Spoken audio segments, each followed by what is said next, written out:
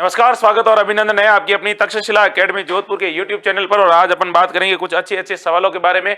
उन सवालों के बारे में आज चर्चा करेंगे जो आपकी आने वाली एलडीसी भर्ती और रीट के लिए बहुत कारगर होने वाले हैं। सवालों के आसपास में कितने अच्छे अच्छे सवाल बनेंगे और एक एक सवाल का पोस्टमार्टम होगा ताकि आप अपनी तैयारी को बेहतरीन धार दे सके और अपने अरमानों को पूरा कर सके।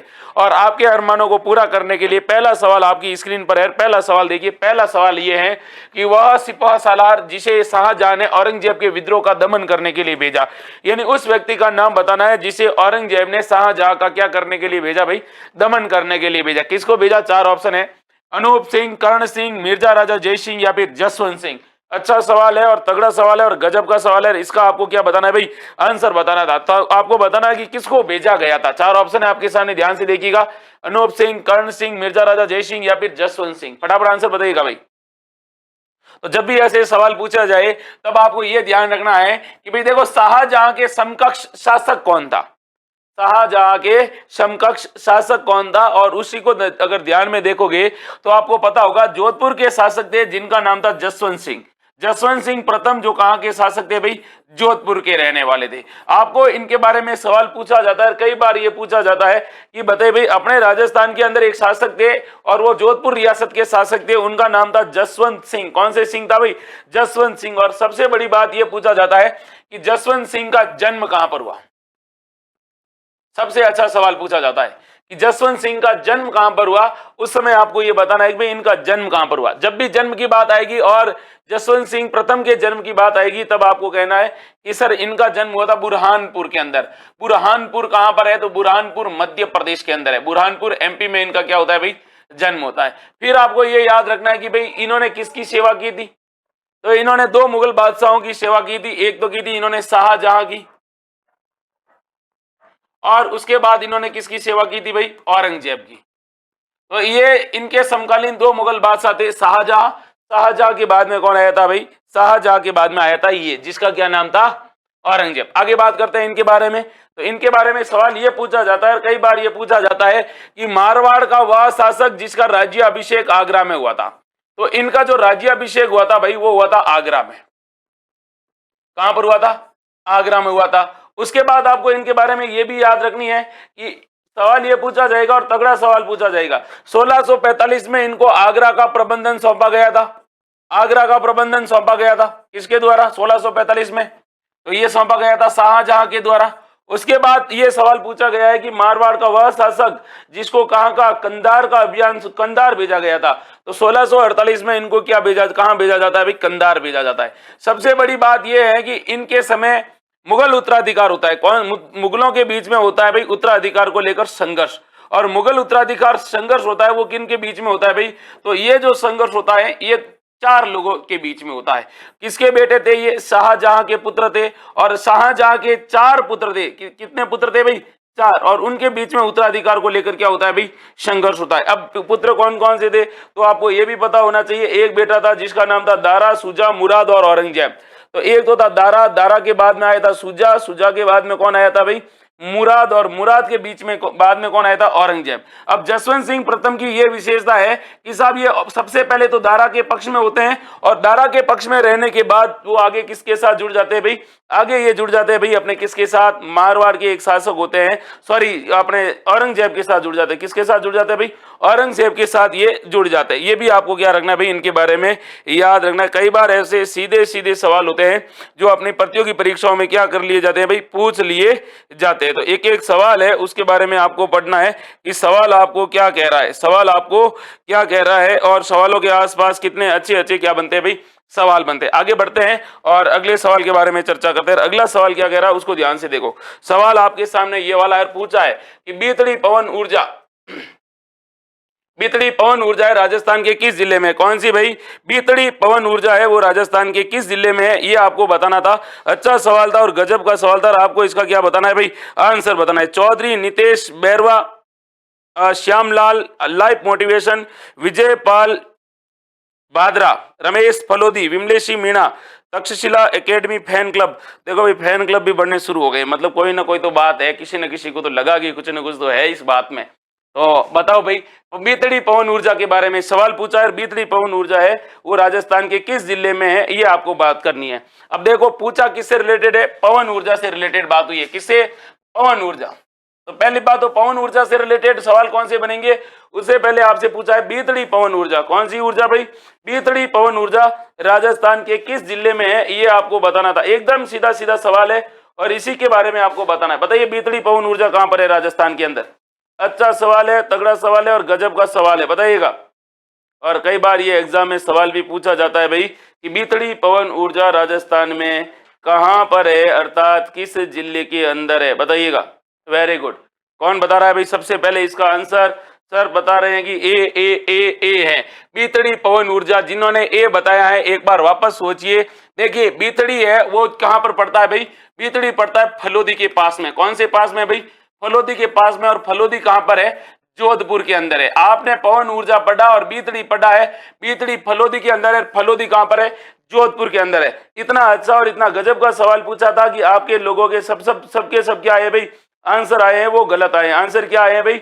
गलत आए। अब देखिए पवन ऊर्जा से रिलेटेड अपनी प्रतियोगी परीक्षाओं में सवाल कौन कौन से बनते हैं उनके बारे में भी बात कर ले हैं। अच्छे अच्छे सवाल बनते हैं और तगड़े तगड़े सवाल बनते हैं। और कई बार आप लोग इन सवालों को जब पढ़ते तो आप खुद क्या हो जाते हो भाई? कंफ्यूज हो जाते हो कि यार ऐसा कोई सवाल पूछता है और ऐसा कोई सवाल थोड़ी आता है। बिल्कुल राइट आंसर बताने वाले हैं भाई अपने कौन कौन से भाई? तो ये बताए उमर दराज, फिरोजा, माधुरी भार्गव, कारूलाल मीणा और चौधरी। अब देखो राइट आंसर आगे बात करता हूं पवन ऊर्जा। तो पवन ऊर्जा के बारे में आपको कुछ बातें याद रखनी कि पवन ऊर्जा क्या होती है। पवन ऊर्जा का मतलब ये हुआ कि भाई हवा से क्या उत्पादित होती है भाई? हवा से ऊर्जा बनती है। हवा से क्या बनती है? पवन से ऊर्जा बनती है। और आपको पता है हमारे हिंदू धर्म के अंदर ये बात कही है कि भाई पवन पवन किसे कहा गया है भाई? पवन बजरंग बली का क्या है भाई? पवन पुत्र। पवन पुत्र मतलब हवा का पुत्र है, वो कौन है? बजरंग बली है, इसलिए वो हवा में क्या है भाई? उड़ते भी है। अब आपको पवन ऊर्जा से रिलेटेड काफी बातें याद रखनी है। और क्या याद रखनी है कि पवन ऊर्जा के लिए जो हवा की आवश्यकता होती है वो कितनी होती है। सवाल आपसे पूछा जाएगा कि न्यूनतम हवा कितनी होनी चाहिए पवन ऊर्जा बिजली पैदा करने के लिए। तो न्यूनतम हवा की बात करें तो आपको याद रखना है 20 किलोमीटर प्रति घंटा। 20 किलोमीटर प्रति घंटा की स्पीड होनी चाहिए। फिर आपको यह भी याद रखना है और तगड़ा वाला सवाल याद रखना है कि भारत में सर्वाधिक पवन ऊर्जा कहां उत्पादित होती है। तो भारत में सर्वाधिक पवन ऊर्जा के बारे में आपसे पूछे तो आपको याद रखना है तमिलनाडु है। फिर आपसे सवाल पूछा जाएगा कि पवन ऊर्जा उत्पादन में राजस्थान का कौन सा स्थान है। तो राजस्थान का इसमें स्थान है भाई 5वां स्थान। कौन सा है भाई? पवन ऊर्जा उत्पादन में राजस्थान का 5वां स्थान है। फिर आपसे सवाल पूछा जाएगा पवन ऊर्जा प्रोत्साहन नीति कब बनाई गई थी। प्रथम पवन ऊर्जा नीति कब बनी थी? तो प्रथम पवन ऊर्जा नीति के बारे में जब भी आपसे सवाल पूछे तो आप कहोगे सर ये सन 2000 में बनी थी। कब बनी थी? सन 2000 के अंदर बनी थी।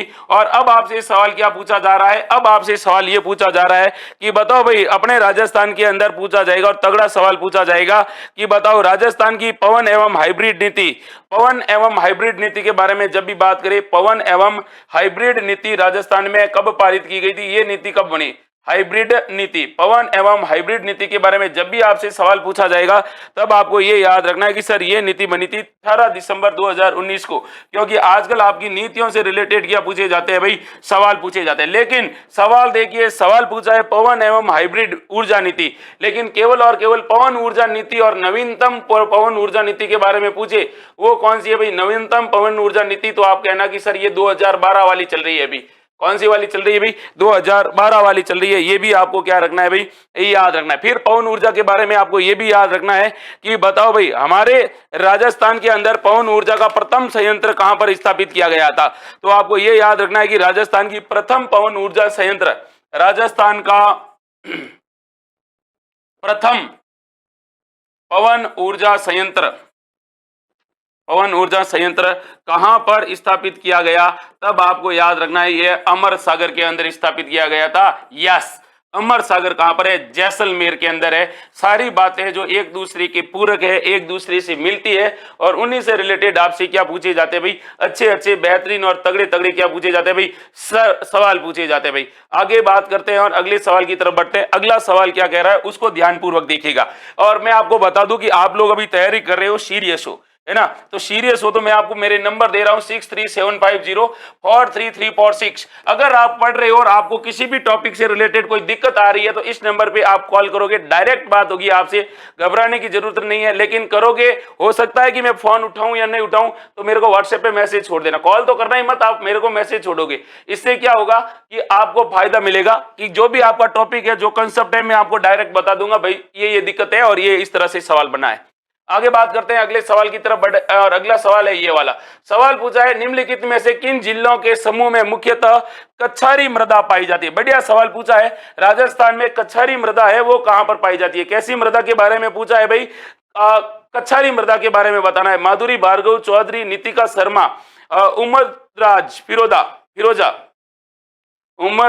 फिरोजा, कारूलाल मीणा चौधरी, रेस्पेक्ट किंग चौधरी, ललिता रेनीवाल। फटाफट आंसर बताना है आपको और अपने बेहतरीन अनुभव के साथ आंसर बताना है कि राजस्थान में एक मिट्टी पाई जाती है और कैसी मिट्टी पाई जाती है भाई, कच्छारी मिट्टी पाई जाती है और वो कहां पर पाई जाती है। फिर अपन एक एक सवाल के बारे में आगे बात करेंगे और उन्हीं के बारे में चर्चा करेंगे। तो राजस्थान की प्रमुख मिट्टियां आप लोगों ने पढ़ी है और उसके बारे में आपको क्या बताना है भाई, सवाल बताना है। फटाफट आंसर बताओ भाई, हमारे राजस्थान के अंदर कैसी मृदा पूछी है, कच्छारी मृदा पूछी है। फटाफट आंसर बताइए, कच्छारी मृदा राजस्थान में कहां पाई जाती है, और सवाल अक्सर ऐसे पूछ लिए जाते हैं।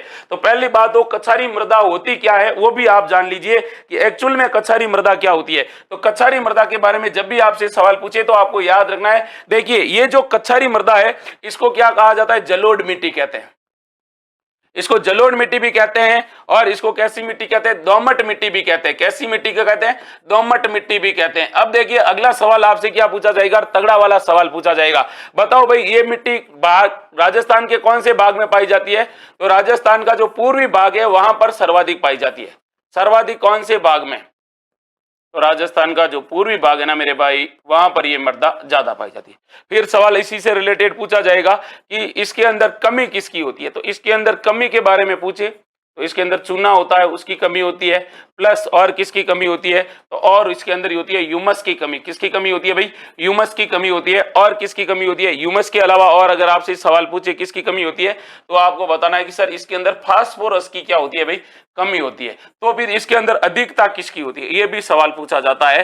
तो इसके अंदर अधिकता होती है भाई, वो होती है नाइट्रोजन की। कौन से जन की होती है भाई, नाइट्रोजन इसके अंदर अधिकता से पाया जाता है, क्योंकि इस मिट्टी के साथ बहुत ज्यादा क्या आते हैं भाई, पेड़ पौधे वनस्पतियां वगैरह क्या होती है भाई, शामिल होती है। फिर आपको ये भी याद रखना है इस सवाल के बारे में, और बेहतरीन सवाल आपसे पूछा जाएगा कि बताओ भाई ये जो मिट्टी होती है ये राजस्थान में सर्वाधिक कैसी मिट्टी है, उपजाऊ मिट्टी है। उपजाऊ मिट्टी है, राजस्थान में सबसे ज्यादा उपजाऊ मिट्टी है, ये भी याद रखना है।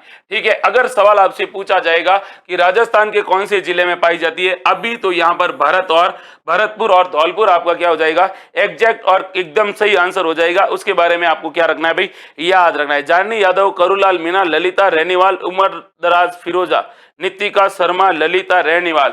आगे बढ़ते हैं और अगले सवाल को देखते हैं। अगला सवाल क्या कह रहा है, देखिए सवाल कहीं ना कहीं आपके छपेंगे या तो मैच वाले या क्रॉस मैच वाले। कच्छारी मृदा के बारे में भी आपको याद रखना है। अब आगे देखिए और अगला सवाल है ये वाला। क्या पूछ रहा है सवाल कि वह स्थान जिसे प्राचीन भारत का टाटा नगर कहा जाता है। बढ़िया सवाल पूछा है कि प्राचीन भारत का टाटा नगर किसे कहा जाता है। लगभग आप सबको पता है कि प्राचीन भारत का टाटा नगर किसे कहते हैं और टाटा नगर इसे क्यों कहते हैं, ये भी आपको क्या रखना होगा, याद रखना होगा। राजस्थान की प्रमुख सिविलाइजेशन पढ़ते हैं, राजस्थान की सभ्यताएं पढ़ते हैं, तो वहां पर एक सभ्यता आती है जिसमें आपको याद होगा इसे कहा जाता है भारत का टाटा नगर। तो नाम तो आपने सुना ही होगा, तो आपको बताना है, बताओ भाई इसे क्या कहा जाता है और इसको टाटा नगर क्यों कहा जाता है। अच्छा सवाल है, गजब का सवाल है, और ऐसे सवाल अक्सर प्रतियोगी परीक्षाओं में क्या कर लिए जाते हैं भाई, पूछ लिए जाते हैं। तो आपको ये याद रखना है कि ये सभ्यता कहां पर है, किस नदी पर स्थित है और इससे रिलेटेड सवाल कहां पर पूछे जाते हैं। देखिए तिलवाड़ा सभ्यता के बारे में बात करें तो बाड़मेर जिले में है।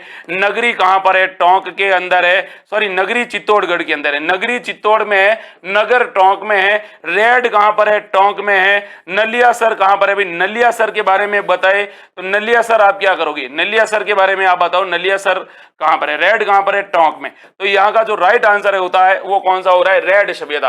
रेड सभ्यता से रिलेटेड सवाल कौन कौन से बनते हैं? सबको पता है प्राचीन भारत का टाटा नगर कहते हैं, क्योंकि यहाँ पर टाटा मतलब लोहे के क्या मिले हैं भाई, सर्वाधिक वस्तुएं मिलती है। अब देखिए इससे रिलेटेड आपको 3-4 बातें याद रखनी है।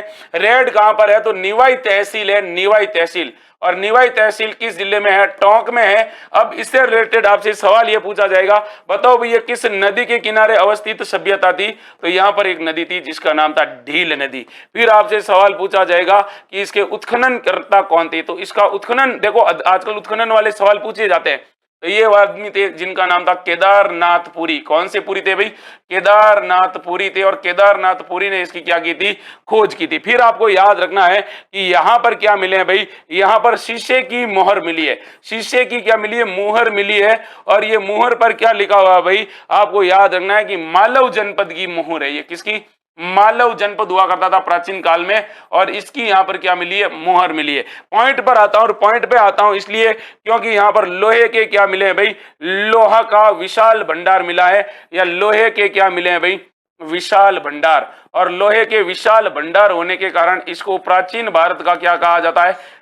टाटा नगर कहा जाता है। यह भी याद रखना। इसके अलावा आपको यह भी याद रखना होगा, यहाँ पे मौर्य और शुंगकालीन अवशेष भी मिले हैं। इनके भी यहाँ पर क्या मिले? अवशेष। सवाल के पास में सवाल बन रहा है, आप लोग पढ़ लेना, इससे ज्यादा आपसे नहीं पूछा जाएगा यह सभ्यता क्या थी और इनसे रिलेटेड क्या क्या सवाल बनेंगे। आगे बढ़ते हैं और अगले सवाल की तरफ बढ़ते हैं। अगला सवाल क्या कह रहा है उसको ध्यान पूर्वक देखिए। सत्यवान सांकला, गुड्डी टाक, रमेश मेघवंशी, ललिता रेनीवाल एंड रोमियो चौधरी, संजय डामोर। अगला सवाल देखो भाई, और अगला सवाल है ये वाला, तगड़ा सवाल पूछा है आपसे।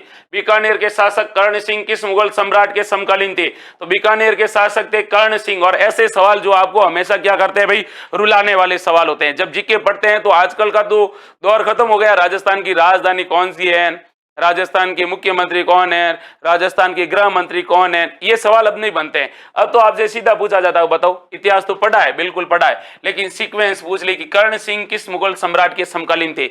जहां जहांगीर और शाहजहां, शाहजहां और औरंगजेब, अकबर और जहांगीर, औरंगजेब और शाह आलम। और पूछा किसका है? बीकानेर के शासक के बारे में पूछा है, और इसके बारे में आपको बताना है। माधुरी भार्गव, जानी यादव, संजय डामोर, रोमियो चौधरी, रमेश मेघवंशी, सत्यवान सांकला। फटाफट आपका आंसर भेजिए भाई कि कर्ण सिंह किस मुगल सम्राट के समकालीन थे? बीकानेर के शासक थे कर्ण सिंह, ये तो सबको पता है। और कर्ण सिंह के बारे में ही आपसे क्या पूछा है? सवाल पूछा है। फटाफट आंसर बताइएगा। कौन आंसर बता रहा है भाई? संगीता परिहार, विजयपाल, ममता भार्गव, नितिका, उमर दराज, फिरोजा, करूलाल मीणा, ललिता रेनीवाल। फटाफट आंसर बताइए। बीकानेर के शासक से के बारे में बात हुई है, और ये शासक बड़े फेमस शासक रहे थे, और अक्सर इनसे रिलेटेड आपसे क्या पूछे जाते हैं भाई? सवाल भी पूछे जाते हैं। तो आपको बताना है कि बीकानेर के शासक जिनका क्या नाम था भाई? बताओ भाई। अच्छा सवाल पूछा है, वेरी गुड। बीकानेर के शासक कौन से सिंह? कर्ण सिंह। और कर्ण सिंह किसके समकालीन थे? गजब का सवाल पूछा है, very good very good. Sanjay Damor, Lalit Siwana. अब आपको बताना है कि ये किसके समकालीन थे। अनूप सिंह के बारे में जब भी बात करें तो आपको बताना है भाई अनूप सिंह किसके समकालीन थे। अच्छा सवाल है, गजब का सवाल है और तगड़ा वाला सवाल है। तो आपको पता होगा कि अनूप सिंह दो लोगों के समकालीन थे, और किस किस के समकालीन थे? शाहजहां और औरंगजेब के समकालीन थे। कर्ण सिंह से रिलेटेड अपनी प्रतियोगी परीक्षाओं में कौन कौन से सवाल है जो कर्ण सिंह से रिलेटेड अब तक परीक्षाओं में पूछे गए हैं, तो उनके बारे में भी आपको क्या रखना है भाई? याद रखना है। तो बात करते हैं बीकानेर के शासक कौन से सिंह की? कर्ण सिंह की। और कर्ण सिंह के बारे में जब भी आपसे पूछे तो इनका जो शासन काल था 1669 से लेकर कहां तक था भाई? 1669 से 1698 तक इन्होंने शासन किया था। आगे बात करते हैं इनके बारे में, तो आपको यह भी पता होगा कि इनको उपाधियां कौन सी दी थी? इनकी उपाधि थी महाराजा। कौन सी थी भाई? महाराजा एक इनकी उपाधि थी। इसके अलावा इनकी उपाधि थी माही मरातिब। क्या उपाधि थी? माही मरातिब इनकी क्या थी भाई? उपाधि थी माही मरातिब। ये भी आपको क्या रखना है भाई? याद रखना है। फिर आपको क्या रखना है इनके बारे में याद? तो आपको ये भी पता होना चाहिए कि इनका काल बीकानेर शैली का स्वर्ण काल कहलाता है। बीकानेर शैली का कैसा काल कहलाता है? इनका काल स्वर्ण काल कहलाता है, गोल्डन एरा कहलाता है बीकानेर ड्राइंग का, ये भी याद रखना है। फिर आपको याद रखना है इनके बारे में कि इन्होंने बीकानेर के अंदर 33 करोड़ देवी देवताओं के क्या बनवाए भाई? 33 करोड़ देवी देवताओं के क्या बनाए? मंदिर बनाए थे। और देवी देवताओं के मंदिर के बारे में जब भी बात होती है, 33 करोड़ देवी देवताओं का मंदिर पूछा जाता है, तब बीकानेर आपको आंसर करना है। इसके अलावा इन्होंने एक लाइब्रेरी बनाई थी जिसका नाम था अनूप संस्कृत लाइब्रेरी, और अनूप संस्कृत लाइब्रेरी में उस समय के भारत के दुर्लभतम जो ग्रंथ थे वो इन्होंने यहां पर रखवाए थे, ये भी याद रखना है। इसके अलावा याद रखना बीकानेर का कौन सा शासक जिसे विद्वानों का जन्मदाता कहा जाता है? तो इनको कहा जाता है विद्वानों का जन्मदाता। क्यों कहा जाता है? तो औरंगजेब के समकालीन थे और औरंगजेब ने बहुत सारे विद्वानों को निकाल दिया जिनको इन्होंने क्या दी थी? शरण दी थी। इसके अलावा आपको यह भी याद रखना है कि इनकी पुस्तकों के नाम भी पूछे जाते हैं। इनकी पुस्तकें कौन सी थी? तो इनकी पुस्तकें के बारे में आपको यह याद रखना है कि इन्होंने लिखा था अनूप संगीत विलास, अनूप संगीत विलास इन्होंने एक पुस्तक लिखी थी। इसके अलावा इन्होंने क्या लिखी थी? काम प्रबोध लिखी थी। याद रखना इनकी लगभग 12 किताबें हैं। एक किताब है जिसका नाम है काम प्रबोध। मेन किताबों के बारे में मैं आपको बता दूं, इन्होंने लिखा था अनुपोदय टीका, अनुपोदय क्या लिखा था? टीका लिखा था। ये भी आपको याद रखना है। इसके अलावा आपको ये भी याद होगा कि ये जो राजस्थान के ऐसे व्यक्ति थे जिन्हें विद्वानों का कौन सा दाता कहा जाता है? आश्रय दाता भी कहा जाता है। सवाल सीधे सीधे है और अक्सर प्रतियोगी परीक्षाओं में क्या कर लिए जाते हैं भाई? पूछ लिए जाते हैं। ललिता रेनीवाल, संगीता परिहार, जेठाराम परमार, हनुमान जी का लाडला, जय हनुमान जी की। अगला सवाल देखते हैं। अगला सवाल अपनी स्क्रीन पर क्या कह रहा है उसको थोड़ा ध्यान पूर्वक देखिए। राठौड़ वंश के शासक थे जिनका नाम था राव मालदेव, और राव मालदेव का राज्य अभिषेक होता है वो कहां पर होता है उसके बारे में आपको बताना है। अच्छा सवाल पूछा है, गजब का सवाल पूछा है, तगड़ा वाला सवाल पूछा है। मारवाड़ के अगर कोई सबसे प्रतापी शासक हुए हैं, राठौड़ों में अगर कोई पहले प्रतापी शासक और सबसे ताकतवर शासक हुए हैं, या फिर राठौड़ राज्य का सर्वाधिक राज्य विस्तार हुआ है, तो वो मालदेव के समय हुआ है। और मालदेव से रिलेटेड आपसे सवाल पूछा है कि इनका जो राज्य अभिषेक कहां पर हुआ, बताइए। अच्छा सवाल है, गजब का सवाल है और तगड़ा सवाल है। अरे भाई 33 करोड़ देवी देवताओं की शाल तो मंडोर में है, बिल्कुल मंडोर में है। बताइएगा इसका राइट आंसर क्या है? अच्छा सवाल है और तगड़ा सवाल है। बताइए बताइए बताइए। राठौड़ शासक जिनका नाम था मालदेव राठौड़, और मालदेव राठौड़ के बारे में आपसे पूछा है। इतना अच्छा सवाल पूछा है और इसका तो हर कोई क्या देगा भाई? जवाब देगा, लेकिन अनुमानित जो जवाब देंगे मुझे पता है लगभग क्या देंगे भाई? गलत ही देंगे। बताइएगा कहां पर हुआ? मैंने कहा ना, देखो सी और ए आने लग गया है। आने लगा कि नहीं लगा? आने लग गया है। तो अब आपको इसका बताना है आंसर। राव मालदेव से रिलेटेड अच्छे सवाल पूछे जाते हैं। अरे भाई राव मालदेव का जो राज्य अभिषेक होता है, राव मालदेव के पापा जी कौन थे? इनके पिता कौन थे? इनके पिता थे गंगा, और इन्होंने अपने पिता गंगा की क्या की थी? हत्या की थी। इसलिए मारवाड़ का इनको क्या कहा जाता है? मारवाड़ का पितृहंता कहा जाता है। ये तो आपको पता ही पता होगा। इसके अलावा आपको यह भी पता होगा कि खानवा का युद्ध होता है 1527 में। खानवा का युद्ध होता है 1527 में। तो खानवा युद्ध में इन्होंने क्या किया था भाई? सांगा की सहायता की थी। सांगा की क्या की थी?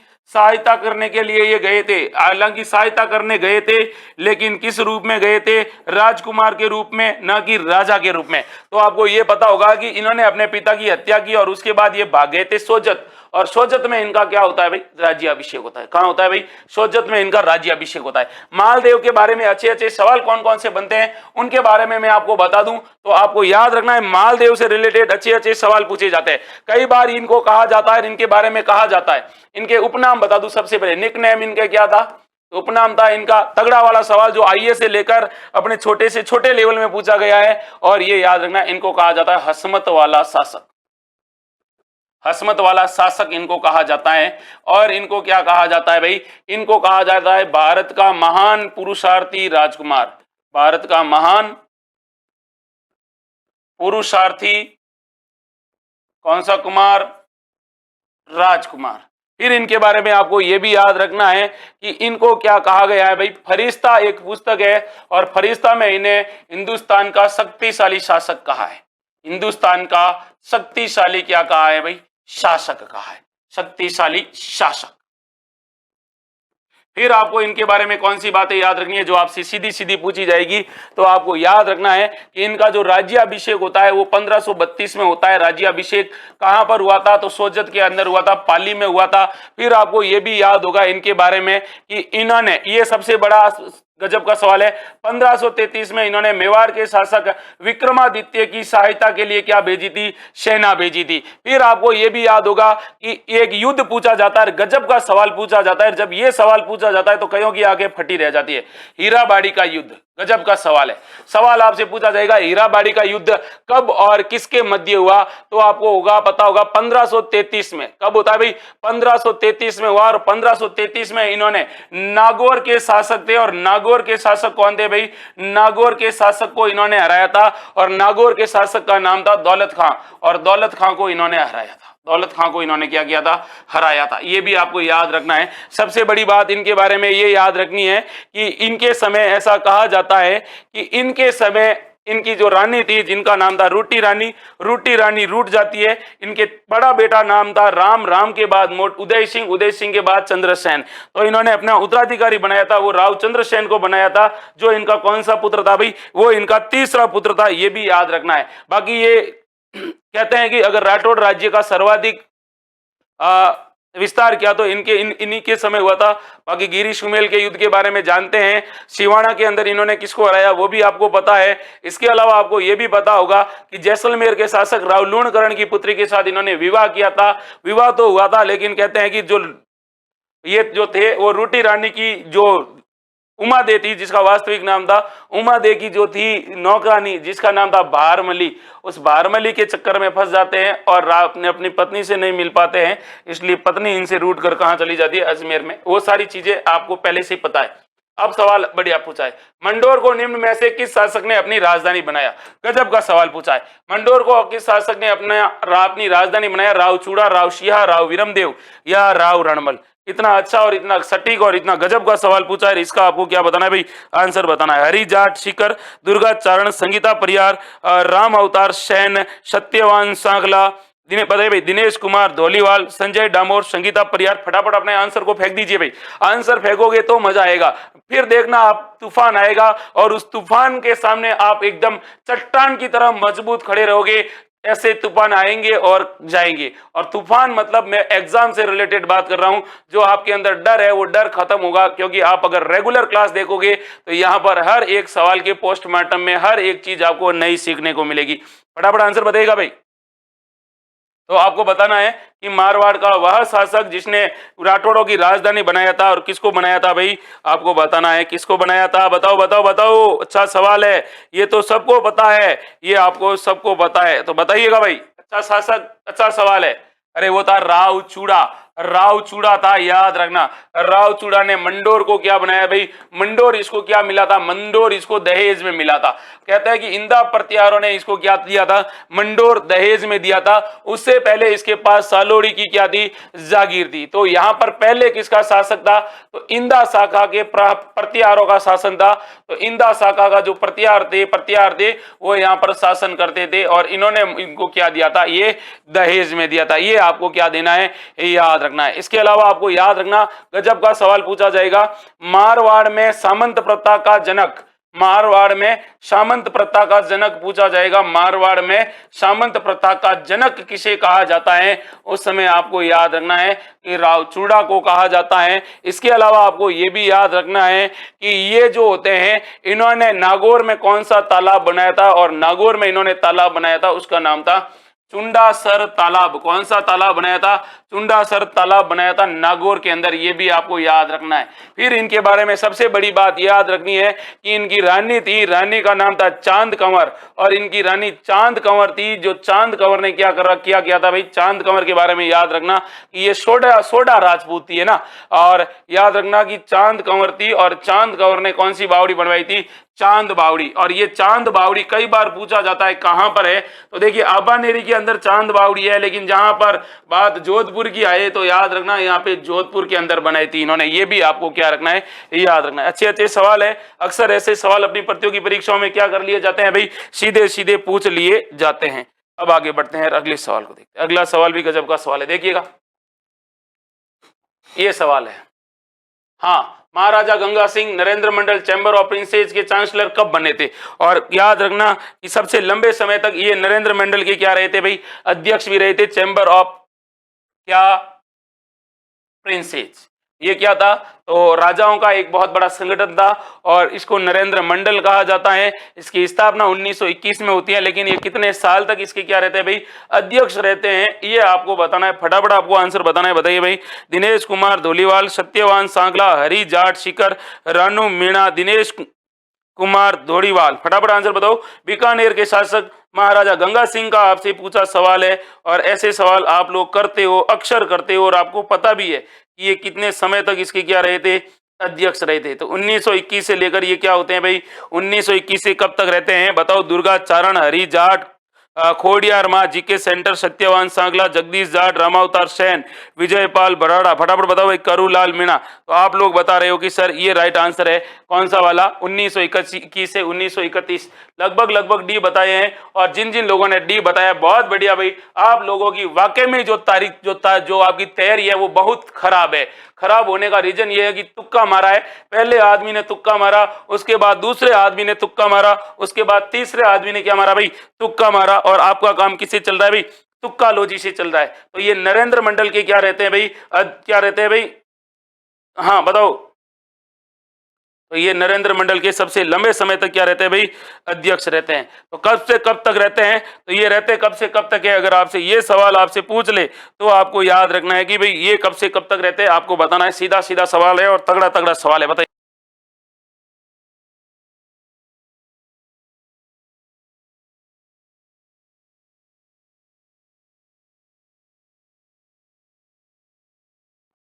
हाँ, तो आपको पता है कब से कब तक रहे थे भाई? Very good, very good, very good. तो अब इन्होंने पार्टी चेंज कर दी है भाई। इन्होंने पार्टी चेंज इसलिए की क्योंकि ये रहे थे भाई 1921 से लेकर 25 तक। नरेंद्र मंडल जिसकी स्थापना कब होती है भाई? इस प्रिंसेस चैम्बर ऑफ प्रिंसेस की स्थापना जब भी पूछी जाती है 1921 में बनती है। और आपको ये भी याद होगा कि ये इसके सबसे लंबे समय तक क्या रहे थे? अध्यक्ष रहे थे। आधुनिक भारत का इनको क्या कहा जाता है? आधुनिक भारत का भागीरथ कहा जाता है इनको। इनके बारे में याद रखना है, महाराजा गंगा सिंह के पास ऊंटों की सेना थी। ऊंटों की सेना थी और ऊंटों की सेना को क्या कहा जाता था भाई? ऊंटों की सेना को कहा जाता था गंगा रिसाला। कौन सी रिसाला भाई? गंगा रिसाला थी। ये भी आपको क्या रखना है? याद रखना। इनके बारे में आपको दो बातें तीन बातें हैं जो आपको क्या रखनी है भाई? याद रखनी है। और अक्सर ऐसे सवाल अपनी प्रतियोगी परीक्षाओं में क्या कर लिए जाते हैं? पूछ लिए जाते हैं। तो आपको ये पता होना चाहिए कि इन्होंने क्या किया था भाई? इन्होंने कहते हैं गंगा सिंह ने तीनों गोलमेज सम्मेलन में क्या लिया था? भाग लिया था। तो तीनों गोलमेज सम्मेलन होते हैं, उस गोलमेज सम्मेलन में ये क्या लेने के लिए जाते हैं भाई? भाग लेते हैं। तो तीनों गोलमेज सम्मेलन में भाग लेने वाले राजस्थान के एकमात्र शासक है महाराजा गंगा सिंह। इनके बारे में ये भी याद रहना और रखना होगा कि इन्होंने 1920 के अंदर सतलज नहर समझौता किया था और सतलज नहर समझौते के पश्चात ही इन्होंने किसका निर्माण करवाया था? गंग नहर का निर्माण करवाया था। और इसी के तहत इन्होंने 1921 से लेकर 1927 के मध्य 1921 टू 1927 तक इन्होंने किसका निर्माण करवाया था भाई? इन्होंने निर्माण करवाया था भाई किसका? गंग नहर का निर्माण करवाया था। ये भी आपको याद रखना है। सबसे बड़ी बात है कि 1901 के अंदर इन्होंने क्या किया था भाई? 1901 में इन्होंने इंग्लैंड और चीन के बीच में एक युद्ध होता है जिसका नाम है बॉक्सर का युद्ध, और बॉक्सर के युद्ध में इन्होंने क्या लिया था? भाग लिया था। ये भी आपको याद रखना है। आगे बढ़ते हैं और अगला सवाल देखते हैं। अगला सवाल ये है, मालदेव की वह रानी जिसने मंडोर के निकट बहुजीरो झाल तालाब का निर्माण करवाया। कितना बढ़िया सवाल पूछा है। तो मालदेव की वह रानी जिसने मंडोर के निकट बहुजीरो तालाब का निर्माण करवाया था, उमा दे भटियाणी, हीरा दे झाली, स्वरूप दे झाली या पार्वती सिसोदिया? अच्छा सवाल है, गजब का सवाल है और तगड़ा सवाल है। ये अगर मैं आपको बता दूं कि इसके अंदर मैं आपको एक हिंट बताता हूं और ये हिंट बताता हूं, आप लोगों ने एक युद्ध पढ़ा होगा नागौर के शासक और मेवाड़ के शासक के बीच में। अगर आपने थोड़ा बहुत पढ़ा है तो आपके दिमाग में रील आएगी, नहीं ये सही हो जाएगा। तो बताइएगा भाई। अच्छा सवाल है, गजब का सवाल है और तगड़ा वाला सवाल है। बताइएगा भाई कौन बता रहा है सबसे पहले? बढ़िया है भाई, बढ़िया, फटाफट आंसर दो। और जिन्होंने वीडियो को लाइक नहीं किया ना भाई, तो वीडियो को फटाफट लाइक भी कर दो, ताकि पढ़ने और पढ़ाने का दोनों का बड़ा बड़ा एकदम अच्छा अच्छा क्या आए, आनंद भी आए। और आनंद लेना भी क्या होता है भाई, जरूरी होता है, याद रखना। और मैंने एक वीडियो भी डाला आपके सहकारिता वाला, जब आपकी क्लास हो जाए तो उसको नोट डाउन करके लिख लेना, क्योंकि सवाल अक्सर सवालों के पास ही बनते हैं। तो आप लोग क्या आंसर दे रहे हैं, आप लोग आंसर दे रहे हो, बढ़िया बढ़िया आंसर दे रहे हो, बहुत बढ़िया भाई। आप लोगों ने जो भी आंसर दिए हैं, इनमें से जिस जिस आदमी ने जो भी आंसर दिए, जैसे राहुल नायक ने दिए हैं, संगीता परियार, राम अवतार सेन, माधुरी भार्गव, बाल मुकुंद मीणा, विजय पाल, हालांकि बाल मुकुंद मीणा ने तो कहा है कि सर नाइस परफॉर्मेंस, और विजय पाल ने भी दिया है, राम अवतार सेन ने दिया है, राम अवतार सेन, सत्यवान सांगला और संगीता परियार। आप लोगों ने बहुत बढ़िया आंसर दिया है, लेकिन आपने अपने हिसाब से आंसर दिया है, इसलिए आपके आंसर को मैं यहाँ पर क्या कर दूंगा, काट दूंगा। अरे जो पहली शादी की पहली रात अपने पति से रूठ जाएगी, वो बावड़ी कहीं माथे में बनवाएगी, कहां बनवाएगी। इतना गलत आंसर दिया आप लोगों ने। इनकी रानी थी स्वरूप दे झाली, और स्वरूप दे झाली ने इनका क्या करवाया था, निर्माण करवाया था। ये आपको याद रखना है, स्वरूप दे झाली ने इसका क्या करवाया था, निर्माण करवाया था। अच्छा सवाल था और तगड़ा सवाल था, और आपको इसका क्या देना था, आंसर देना था। गजब का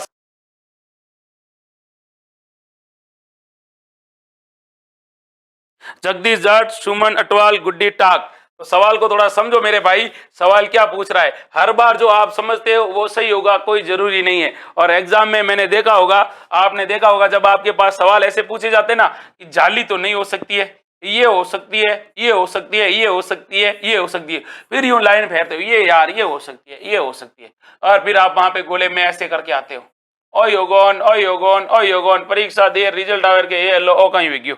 तो देखो इसका राइट आंसर है स्वरूप दे झाली, इतना याद रखना था। नवीन सैनी, विकास राजपूत, गुड्डी टाक, सुमन नटवाल। अगला सवाल देखो, और अगला सवाल है ये वाला। क्या सवाल पूछा है, रोम नोट का संबंध बीकानेर के किस शासक से। गजब का सवाल पूछा है। रोम नोट है, रोम, रोम एक देश है और उसका नोट है, उसके बारे में पूछा है। राम रोट नहीं है, याद रखना, लिखा है रोम नोट। और रोम नोट का संबंध बीकानेर के किस शासक से, गंगा सिंह, शार्दुल सिंह, अनूप सिंह या सरदार सिंह। बताइए भाई, अच्छा सवाल है और गजब का सवाल है और तगड़ा वाला सवाल है ना, तो बता दीजिए। और आप लोग कह रहे हो कि सर आप दिल्ली पर पढ़ाया करो, दिल्ली पढ़ाएंगे, लेकिन वीडियो को थोड़ा शेयर वेयर भी किया करो, स्टेटस लगाया करो, अपने दोस्तों को भी बताया करो कि एक सर आते हैं जो पोस्टमार्टम करते हैं, पढ़ाते तो ऐसा ऐसा ही है। बताओ रोम नोट का संबंध किस, बीकानेर के किस शासक से।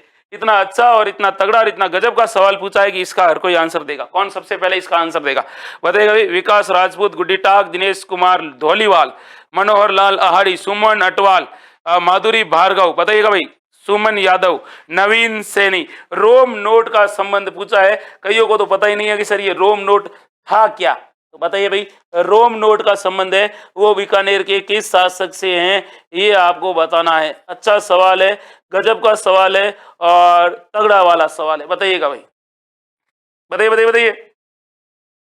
इतना अच्छा सवाल पूछा है, इतना गजब का सवाल पूछा है, और आपको इसके बारे में क्या बतानी है भाई, आंसर बताना है। वेरी गुड, गजब गजब गजब। अरे इतना अच्छा सवाल पूछा है, फिर भी आप लोग तुक्का मार रहे हो। तुक्काबाजी बंद कर दो भाई। Very good very good. रोम नोट का संबंध पूछा है आपसे, आप लोग बता रहे हो सर ये सर सही है। फिर ये रोम नोट के बारे में पूछा है, अभी भी आप लोग क्या कर रहे हो भाई, गलत बता रहे हो। वेरी गुड,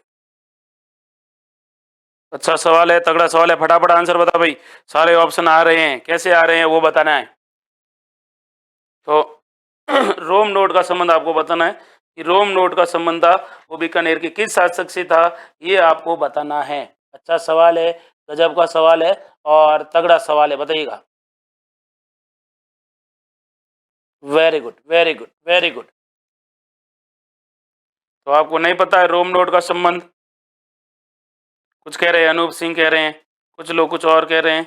तो आपको बताना है रोम नोट का संबंध। नहीं पता है तो बता दूं मैं आपको कि सर सारे ऑप्शन सही है, लेकिन यहाँ पे कईयों ने सी किया है, कईयों ने स्किप किया है, कईयों ने बी किया है, कईयों ने ए किया है, लेकिन डी तक कोई पहुंचा ही नहीं है। और बीकानेर के शासक महाराजा गंगा सिंह, इनका संबंध था रोम नोट। आपको पता है कि बीकानेर के महाराजा गंगा सिंह होते हैं, ये कौन से वर्ल्ड वॉर में भाग लेते हैं भाई, कौन से विश्व युद्ध में भाग लेते हैं? तो आपको पता होगा द्वितीय विश्व युद्ध में ये क्या लेते हैं भाई, भाग लेते हैं। और सेकेंड वर्ल्ड वॉर के दौरान इनको कौन सा नोट मिलता है भाई, रोम नोट मिलता है, याद रखना है। आगे बढ़ते हैं और अगले सवाल को देखते हैं। अगला सवाल है ये वाला, जोधपुर में प्राचीन राजाओं की छत्रियां एवं उद्यानों के लिए प्रसिद्ध स्थान कौन सा है?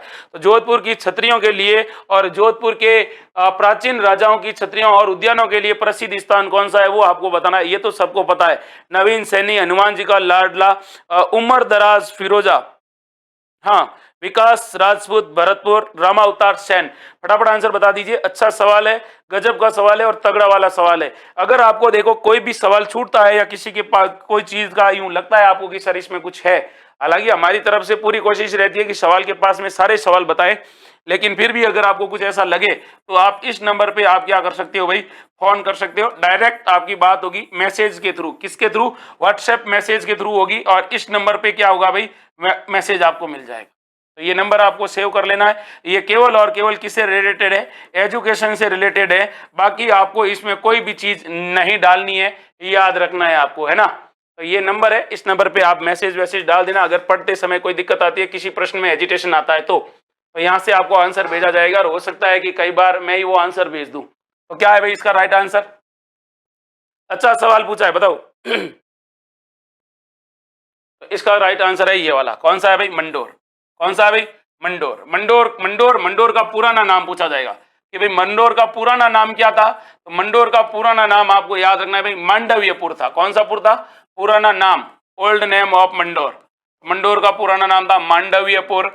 अब आपको मंडोर के बारे में याद रखना है कि ये किसकी, ये पहली राजधानी किसकी थी, ये पहली राजधानी किसकी थी। तो ये राजधानी थी भाई गुर्जर प्रतिहारों की। किसकी राजधानी थी, गुर्जर गुर्जर प्रतिहारों की यहाँ पर क्या थी भाई, राजधानी थी। फिर आपको ये भी पता होगा कि यहाँ पर मंडोर, मंडोर के बारे में कितने भाई, 33 करोड़ देवी देवताओं की क्या है भाई, 33 करोड़ जो देवी देवता है, उन देवी देवता की यहाँ पर क्या बनी है भाई, साल बनी है। इसके अलावा आपसे सवाल पूछा जाएगा, राजस्थान में राव जी की घेर कहाँ की प्रसिद्ध है। तो राव जी की घेर है भाई वो आपके मंडोर की प्रसिद्ध है। इसके अलावा आपसे पूछा जाएगा एक खंबा महल कहाँ पर है।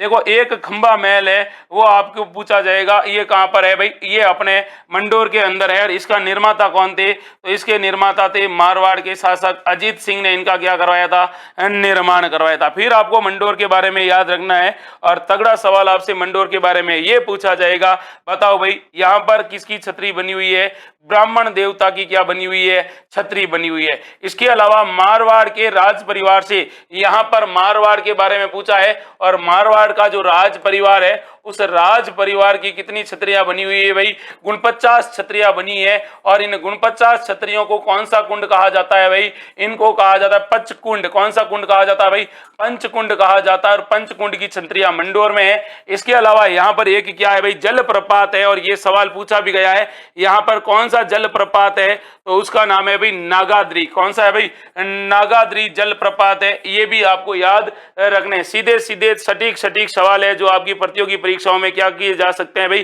पूछे जा सकते हैं। फिर आगे बात करते हैं अगले सवाल के बारे में, और अगला सवाल है ये वाले। अच्छा सवाल है, तगड़ा सवाल है और गजब के सवाल है। अगला सवाल है ये वाला, क्या सवाल है उसको ध्यान पूर्वक देखिएगा। सवाल आपके सामने ये वाला है, क्या कह रहा है, ये देखो।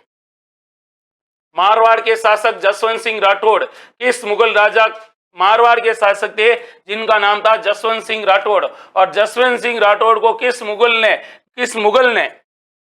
मुगल शासक ने महाराजा की उपाधि धारण की थी। तो कौन सा मुगल शासक है जो इनको महाराजा की उपाधि धारण देता है, जसवंत सिंह राठौड़ को। अच्छा सवाल है, गजब का सवाल है और तगड़ा वाला सवाल है। फटाफट आंसर बताइएगा, गजब के सवाल और गजब के आंसर है, फटाफट आंसर बताओ भाई। हाँ, भगत सुनील, रमेश मेघवंशी, गुड्डी टाक, राम अवतार सेन, माधुरी भार्गव, रिया पाटीदार, रमेश मेघवंशी। फटाफट आंसर बताओ भाई।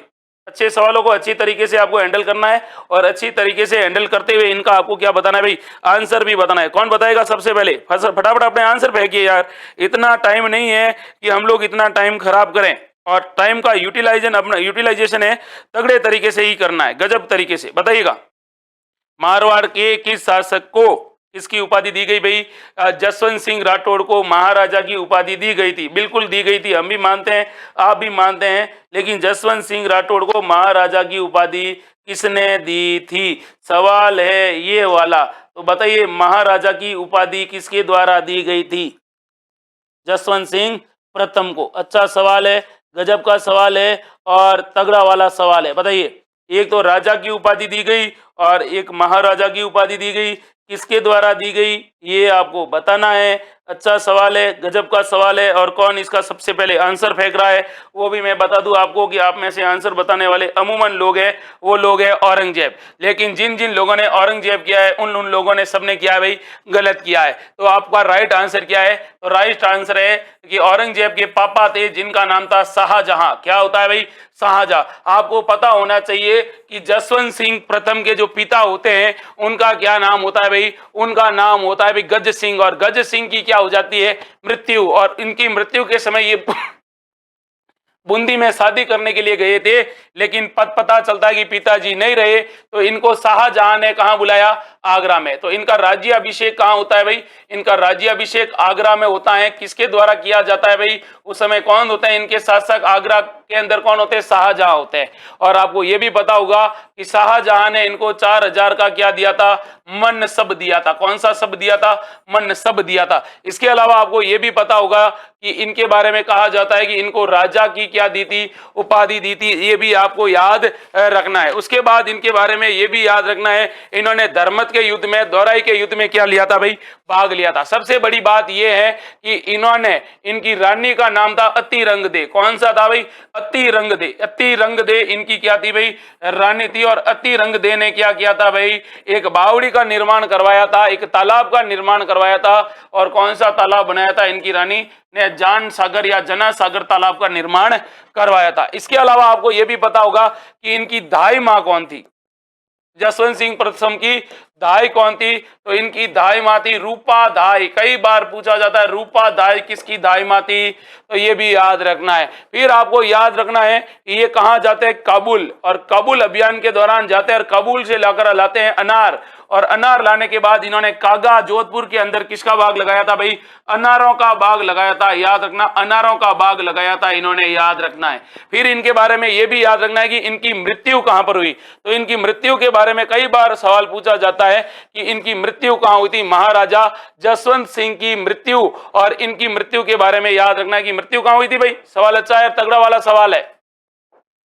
तो बताइएगा भाई, महाराजा जसवंत सिंह की मृत्यु के समय इनके कोई क्या नहीं थे भाई? जीवित उत्तराधिकारी नहीं थे, और इनकी क्या हो जाती है? मृत्यु। और इनकी मृत्यु कहां होती है?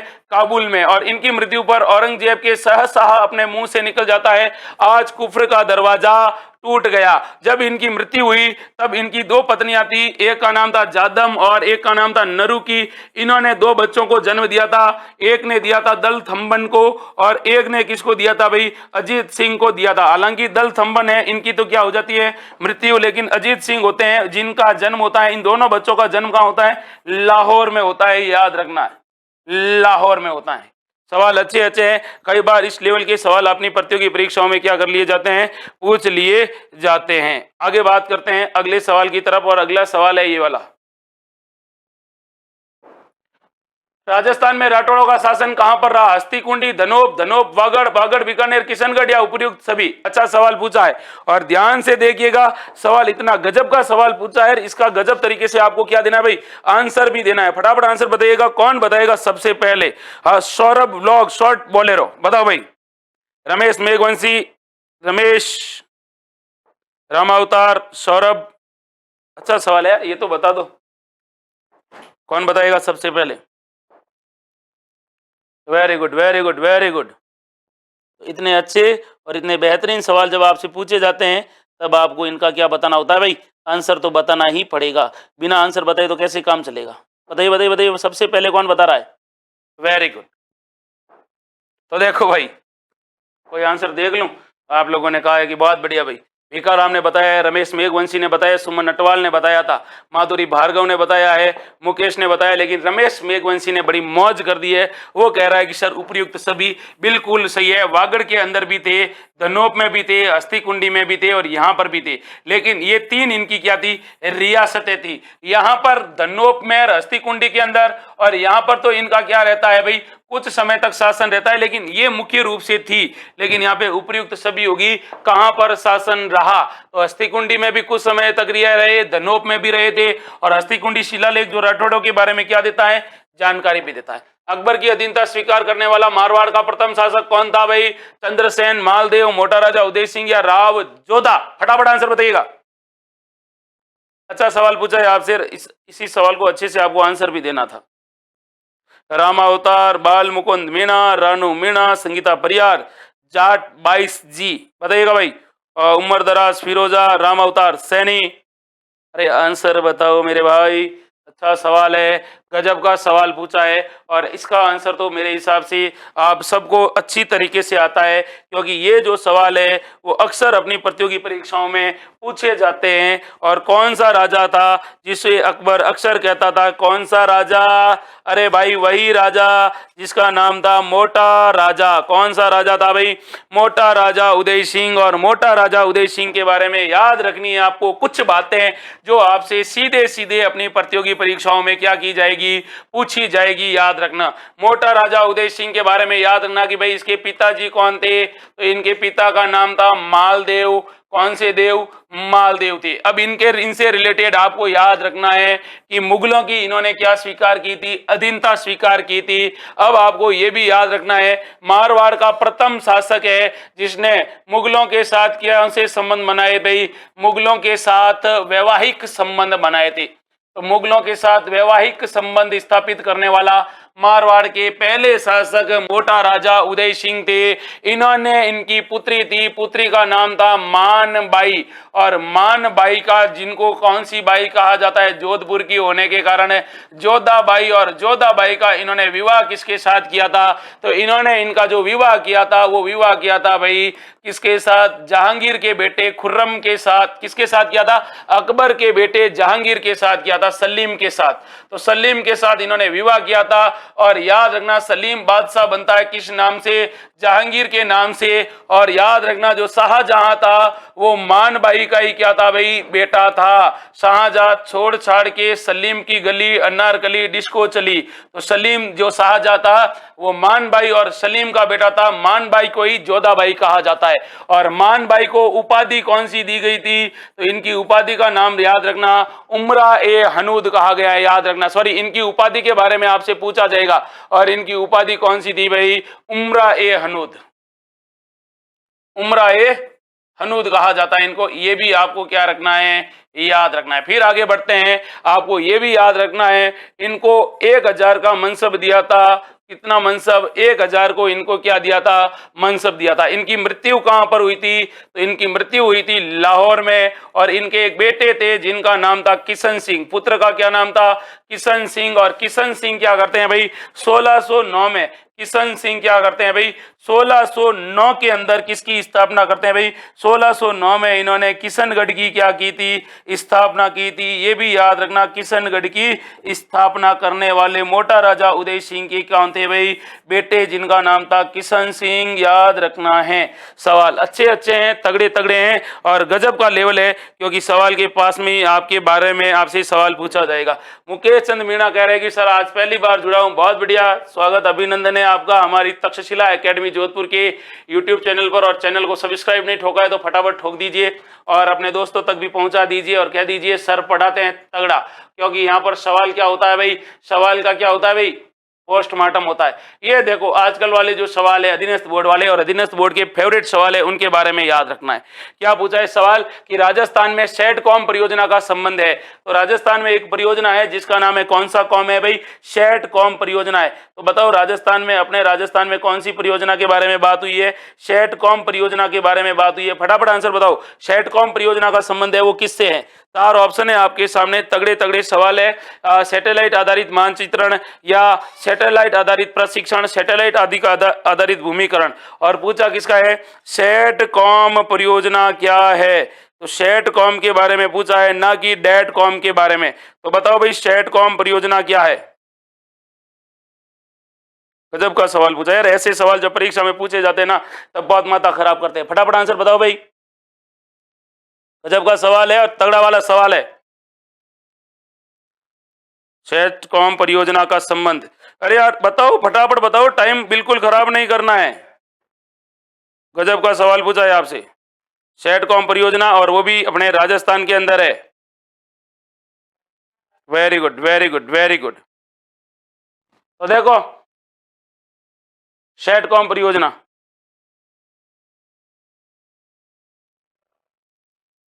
Very good very good.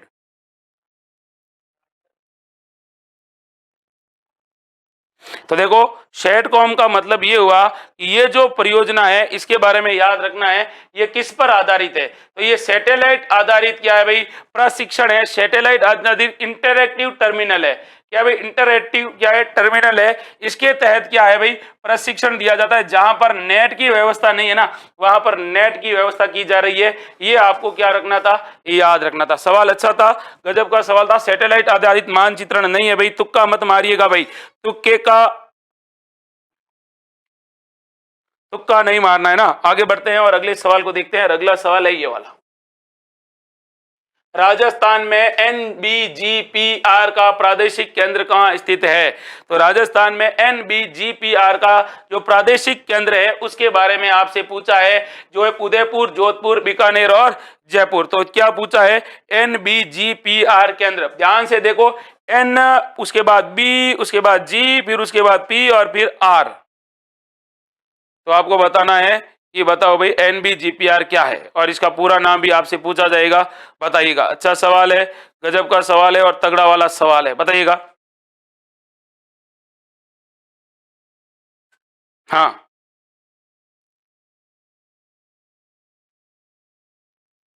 बताइए बताइए बताइए बताइए।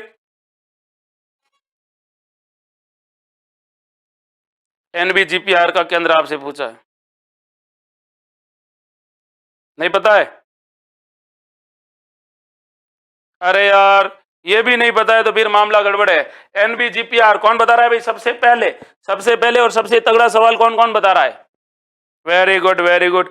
जाट भाई जी, देवाराम करोल, उमर दराज, फिरोजा, बहुत बढ़िया भाई। आप लोगों ने जो जो आंसर दिए हैं इनमें से कईयों ने तो डी ऑप्शन दिया है, कईयों ने बी ऑप्शन दिया है, कईयों को डी दिख रहा है, कईयों को बी दिख रहा है, बीच में ए भी दिखा है, लेकिन बीकानेर तक कोई पहुंचा ही नहीं है। लेकिन बीकानेर तक कोई पहुंचा ही नहीं है, सी ऑप्शन तक नहीं पहुंचा है, इसका मतलब कुछ न कुछ गड़बड़ है। सुमन अटवाल ने कहा है एनबीजीपीआर की फुल फॉर्म बताएंगे, बता देंगे, लेकिन पहले वहां तक तो पहुंचो जहां आपका सवाल सही हो रहा है, बताइएगा भाई।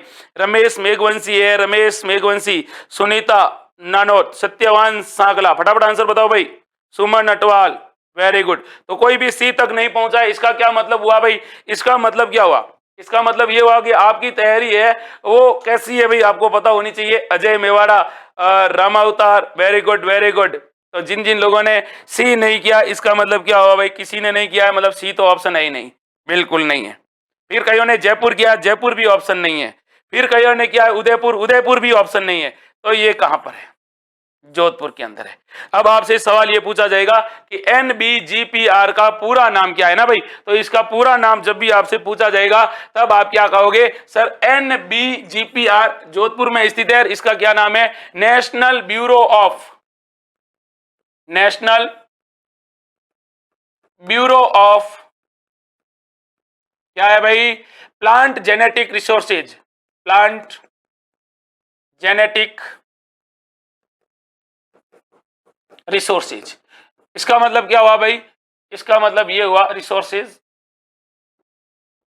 इसका मतलब ये हुआ यहाँ पर क्या होता है भाई, जो पेड़ है उन पेड़ों का यहाँ पर क्या होता है भाई, IGNGPR, जो छोटे छोटे पेड़ पौधे उनके ऊपर क्या होता है, रिसर्च का काम होता है जोधपुर जिले में, तुक्काबाजी नहीं है। अगला सवाल देखिए, national research institute of arid horticulture का राजस्थान के किस जिले में स्थित है, या इनका संबंध राजस्थान के किस जिले से। ऐसे सवाल जब पूछ देना बेटा, जब मजा आता है आंसर देने में भी और आंसर दिलाने में भी। राजवंश आर्ट एंड कल्चर तो आपको सबको आ जाती है, लेकिन यहाँ पे आप लोग डापा चूक होते हो।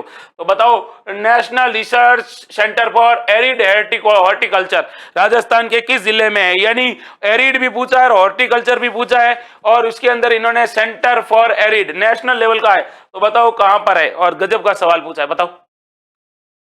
Very good, very good, very good. तो आपको ये पता होना चाहिए ये अपने राजस्थान के किस जिले में है, और इन्हीं से रिलेटेड आपसे क्या पूछे जाते हैं भाई, अच्छे अच्छे सवाल भी पूछे जाते हैं। बताओ कहां पर है, नहीं पता है मैं बताऊंगा, घबराने की जरूरत ही नहीं है, लेकिन आपको एक बार ये बताना है कि ये है कहां पर, जहां पर मरुस्थल का संरक्षण हो रहा है। हाँ, मुकेश चंद्र, झटका लगा, बिल्कुल झटका लगेगा। झटकों से ही क्या करोगे, अपने आप को निखार पाओगे, याद रखना है। ममता शर्मा, विजयपाल शर्मा, देवाराम खरोल, भिकाराम। तो आपसे सवाल इतना अच्छा पूछा है, लेकिन फिर भी आप लोग क्या कर रहे हो भाई, गलत गलत आंसर दे रहे हो। गलत गलत क्या दे रहे हो भाई, आंसर दे रहे हो, और इन्हीं से रिलेटेड आपसे क्या पूछे जाते हैं, सवाल भी पूछे जाते हैं। तो इसका राइट आंसर क्या है कि हॉर्टिकल्चर, एरिड हॉर्टिकल्चर राजस्थान के किस जिले में। ध्यान से देखो और फिर आंसर बताओ। कईयों ने कहा सर जोधपुर में। अब जोधपुर में कैसे है, वो जोधपुर वाले ही बता सकते हैं, और जोधपुर से तो हम बात कर ही रहे हैं, लेकिन हमें नहीं लगता है कि शायद जोधपुर में ये होगा। तो फिर क्या होगा, बताइए बताइए। एरिड हॉर्टिकल्चर के बारे में बात हुई है। Very good, very good, very good. नहीं पता है, अरे हॉर्टिकल्चर कृषि से रिलेटेड बात हुई है। अरे मेरे भाई अब तो बता दो, अनुसंधान तो आप लोगों ने पढ़े हैं राजस्थान के अंदर, तो बताओ। बढ़िया, मैं बता दूं। तो आप लोगों ने कहा है कि sir A national research centre for arid. देखिए NRIARH,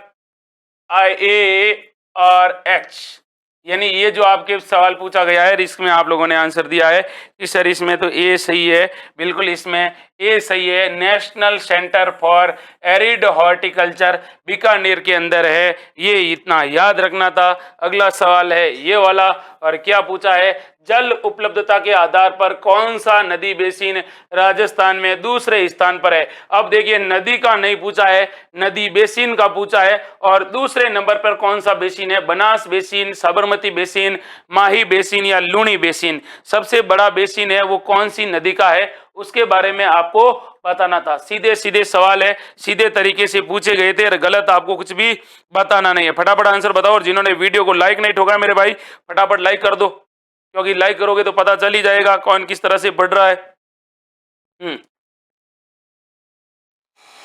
तो बताऊं मैं, वेरी गुड।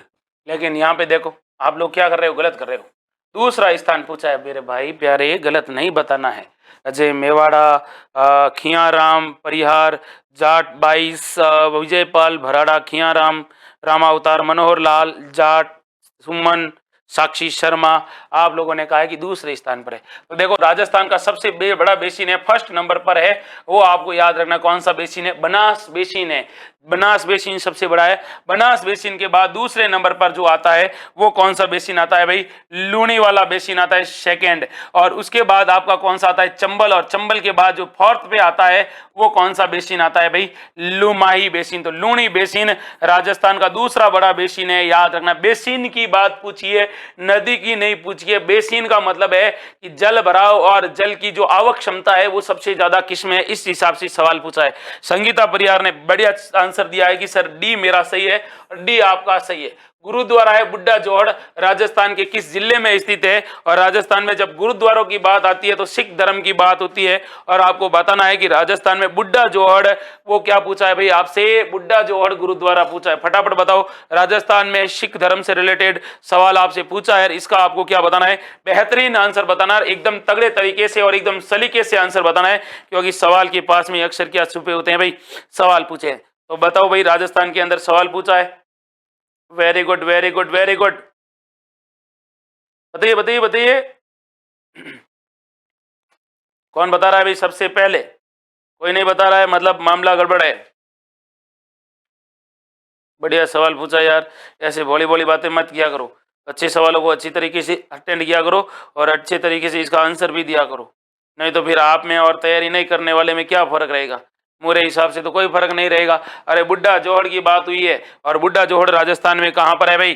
गंगानगर में है, याद रखना, श्री गंगानगर में है। अमृतसर के बाद भारत का दूसरा बड़ा संघ क्या है भाई? भारत का दूसरा बड़ा क्या है भाई? भारत का दूसरा बड़ा गुरुद्वारा है ये, बुड्ढा जोहड़ श्री गंगानगर। सबसे बड़ा तो अमृतसर में ही है, याद रखना है। और एक आपसे पूछा जाएगा शेर शिकार गुरुद्वारा कहां पर है, तो आप कहोगे सर ये धौलपुर जिले में है, धौलपुर जिले। सीधे सीधे सवाल है, सीधे सीधे तरीके से आंसर देने थे। आगे बात करते हैं और अगले सवाल की तरफ बढ़ते हैं। अगला सवाल है ये वाला, जयपुर में उदयपुर में सहेलियों की बाड़ी का निर्माण किसने करवाया भाई? तो उदयपुर में सहेलियों की बाड़ी का निर्माण कौन से शासक के द्वारा करवाया गया?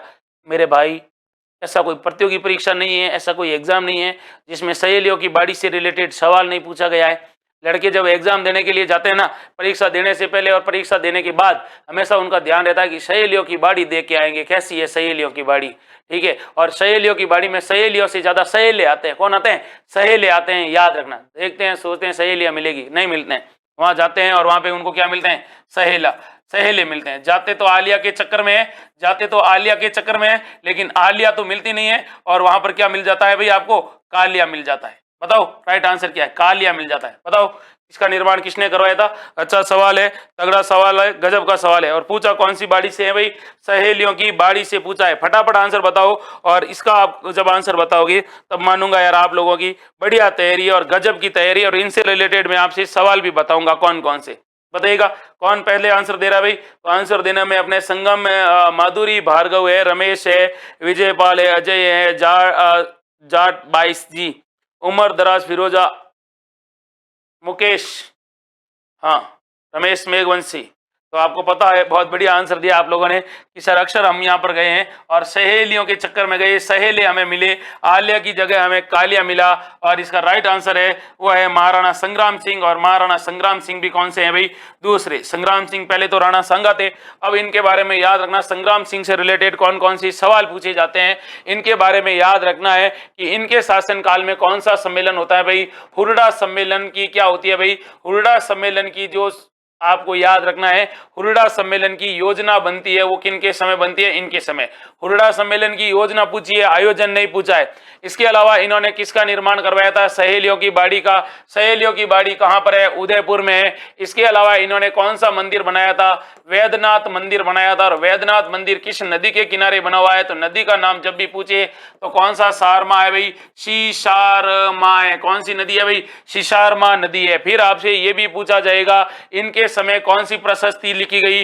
वैद्यनाथ प्रशस्ति लिखी गई थी, याद रखना, वैद्यनाथ प्रशस्ति लिखी गई थी। ये भी आपको याद रखना है किसके समय की है। फिर इनके बारे में आपको ये भी याद रखना है कि इन्होंने क्या किया था भाई? इन्होंने कौन सा युद्ध लड़ा था भाई? इन्होंने बांदनवाड़ा का युद्ध लड़ा था। बांदनवाड़ा का युद्ध पूछा जाता है। बांदनवाड़ा का युद्ध कब हुआ? 1719 में हुआ था। और इसमें इन्होंने किसको हराया था? इन्होंने मुगल सेनापति था जिसका नाम था रणबाज खां। और मुगल सेनापति रणबाज खां को इन्होंने क्या किया था भाई? रणबाज को रण में क्या कर दिया? ढेर कर दिया। और इसको इन्होंने क्या कर दिया भाई? हराया था, याद रखना है। फिर आगे बात करता हूं इनके बारे में, तो आपको एक बात और याद रखनी है। कहते हैं कि इनके समय एक चित्रकार था जिन्होंने क्या किया था भाई? कलीला दमना का चित्र बनाया था। तो कलीला दमना का जो चित्रण हुआ था वो इन्हीं के समय हुआ था, ये भी आपको याद रखना है। फिर इनके बारे में सबसे बड़ी बात ये याद रखनी है कि मेवाड़ के, मारवाड़ के शासक थे जिनका नाम था अजीत सिंह। अजीत सिंह ने दुर्गादास को जब निकाल दिया तो इन्होंने दुर्गादास को शरण दी थी। इन्होंने इनको क्या दी थी? विजयपुरा की जागीर दी थी, विजयपुर की जागीर दी थी। और इनको क्या बनाया था भाई? इनको रामपुर का क्या बनाया था? हाकिम बनाया था। विजयपुर की क्या दी थी? सॉरी, विजयपुर की जागीर दी। और रामपुर का इन्होंने दुर्गादास को क्या बनाया था? रामपुर का हाकिम बनाया था। ये भी आपको याद रखना है। किसको बनाया था? दुर्गादास राठौड़ को बनाया था। सीधे सीधे सवाल है जो अक्सर आपकी प्रतियोगी परीक्षाओं में क्या कर लिए जाते हैं भाई, पूछ लिए जाते हैं। आगे बढ़ते हैं और अगले सवाल को देखते हैं। अगला सवाल है ये वाला। क्या सवाल पूछा है भाई, ये वाला सवाल है भाई साहब, कौन सा गार्डन पूछ लिया है, लव गार्डन पूछ लिया है। आजकल के छोरे पढ़ते नहीं है, हमेशा इस चक्कर में क्या हो जाते हैं, हमेशा इस चक्कर में क्या होते हैं, बर्बाद हो जाते हैं और फिर अपनी गाना सुनते हैं, तेरा गम अगर नहीं होता तो शराब मैं नहीं पीता, या फिर कुछ ऐसे सुनते हैं, चिट्ठी ना कोई संदेश जाने वो कौन सा देश। तो बताओ, राजस्थान में लव गार्डन के बारे में पूछा है और लव गार्डन कहां पर है इसके बारे में आपको बताना है। हम लोगों से जब पूछा जाता था कि लव क्या है तो हम तो ये कहते थे कि भगवान श्री राम के पुत्र है, उनका नाम है लव। अब आप लोगों को पता पूछा जाता है लव क्या है तो आप लोग तो कहते हैं कि लव तो वो होता है जिसके बारे में कल्पना करना भी क्या है भाई। हाँ बताओ भाई, लव गार्डन के बारे में पूछा है, बताओ कहां पर है।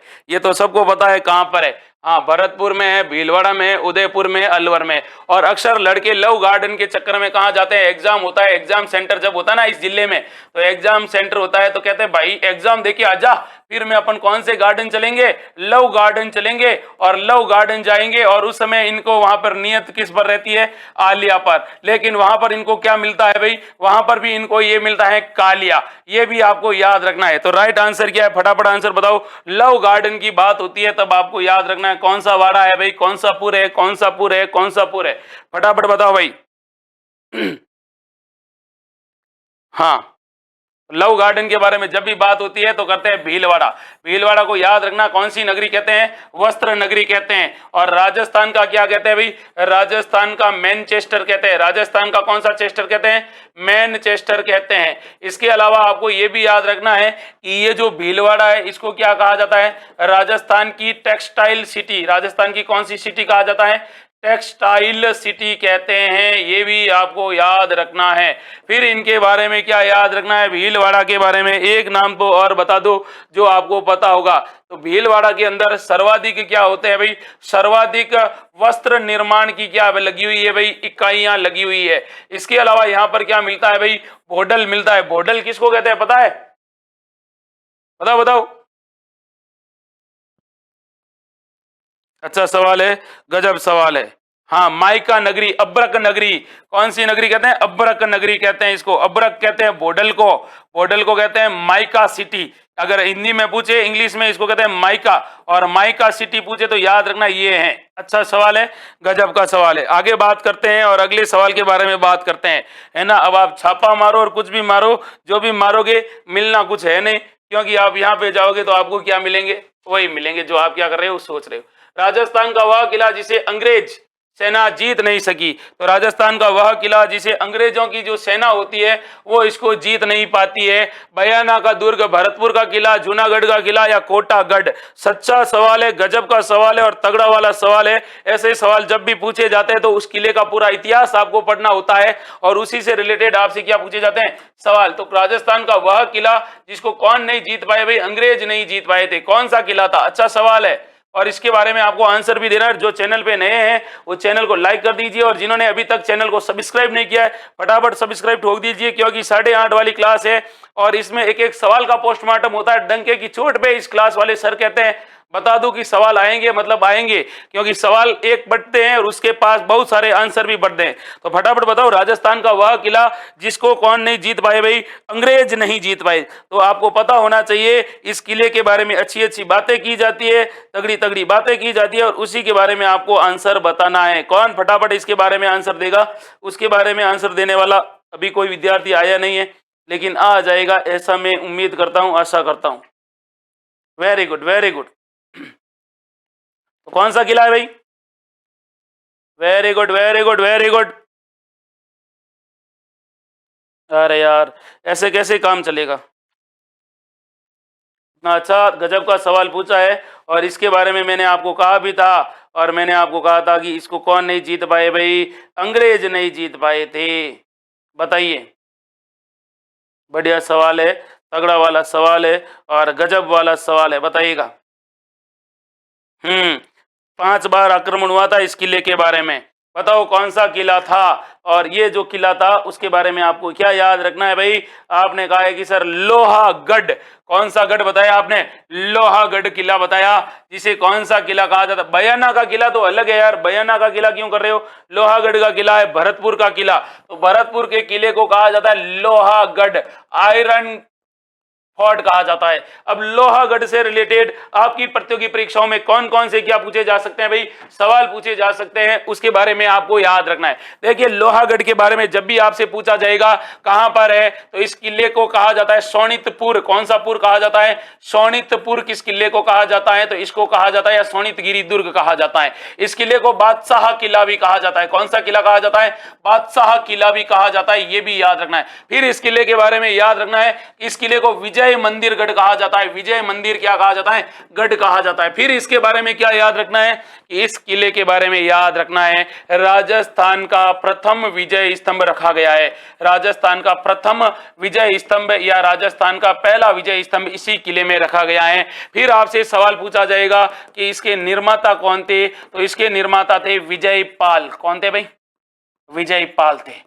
फिर आपको याद रखना है इस किले के बारे में कि ये जो विजय स्तंभ है इसका नाम है भीमलाट, और अक्सर पूछा जाता है भीमलाट कहां पर है, तो इसी किले के अंदर है। इस भीमलाट को क्या कहा जाता है, इस भीमलाट को राजस्थान की कुतुब मीनार कहा जाता है। राजस्थान की क्या कहा जाता है भाई, राजस्थान की कुतुब मीनार कहा जाता है, ये भी आपको याद रखना है। कुतुब मीनार दिल्ली में है, लेकिन राजस्थान की कुतुब मीनार किसे कहा जाता है, तो इसी किले को कहा जाता है। फिर अगला सवाल देखते हैं, और अगला सवाल भी इसी से रिलेट करके बनाया गया है और तगड़ा सवाल बनाया गया। अक्सर आपकी प्रतियोगी परीक्षा में आपको क्या करने के लिए पूछा जाता है भाई, डापा चूक करने के लिए सीधे सीधे पूछा जाता है, उस समय आप काफी कंफ्यूज हो जाते हो। आपको पता होना चाहिए इस किले के बारे में कि ये जो किला है, इस किले के बारे में याद रखना है कि इसका जो द्वार है वो अष्ट धातु से निर्मित है, और अष्ट धातु 8 दरवाजों से 8 से बना हुआ है। और कहते हैं कि इसको कौन लेकर आते हैं भाई, जवाहर सिंह दिल्ली को जीतते हैं। और जवाहर सिंह कहां से लेकर आए थे,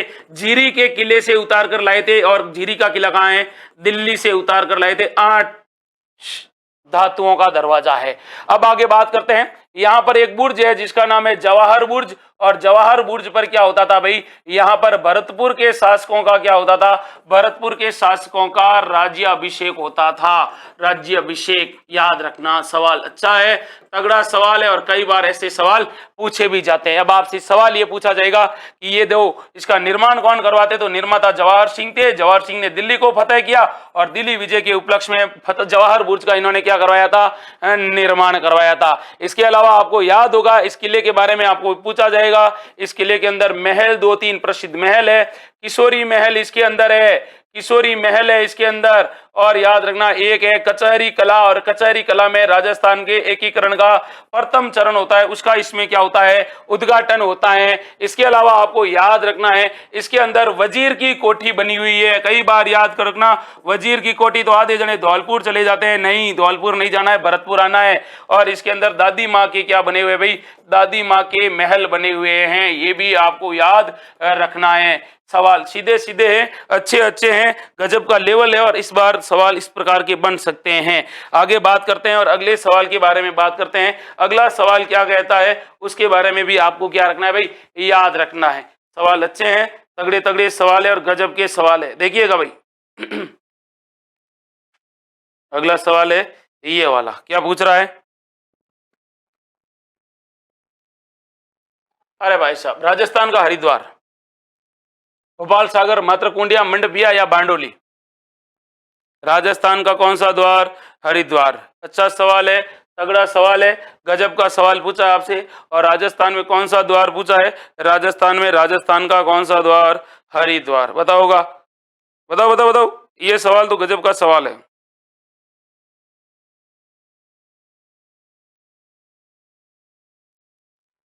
वेरी गुड वेरी गुड,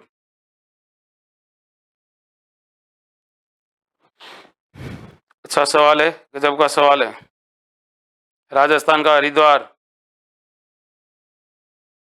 किसको कहा जाता है भाई, वेरी गुड।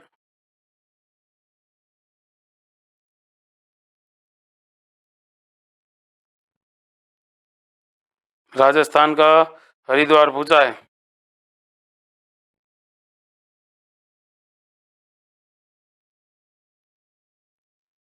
अरे यार, इतने गलत गलत आंसर बताओगे तो कैसे काम चलेगा। मात्र कुंडिया, वेरी गुड। मात्र कुंडिया कहाँ है? चित्तौड़गढ़ के अंदर। कौन से गढ़ में? चित्तौड़गढ़ के अंदर है मात्र कुंडिया, ये याद रखना था। अच्छा सवाल पूछा है, गजब का सवाल पूछा और बेहतरीन सवाल पूछा है। राजस्थान का हरिद्वार पूछ लिया आपसे, या फिर आपसे ऐसे सवाल भी पूछे जा सकते हैं कि आदिवासियों का या फिर भीलों का हरिद्वार किसे कहते हैं? भीलों का हरिद्वार। क्या जवाब दोगे? तो आप कहोगे सर बेणेश्वर धाम है। कौन सा धाम है? बेणेश्वर धाम है। ये भी याद रखना है। सवाल सीधे सीधे और अक्सर ऐसे किया कर लिए जाते हैं भाई, पूछे जा सकते हैं। सीधे सीधे सवाल है, एकदम सटीक सटीक सवाल है जो आपसे क्या किए जाते हैं भाई, पूछे जाते हैं। तो राजस्थान के हरिद्वारों के बारे में आपको याद रखना है कि कौन सा द्वार है वो किसके नाम से जाना जाता है। कहते हैं कि ये जो हरिद्वार है, इस हरिद्वार के बारे में ये कहा जाता है ना।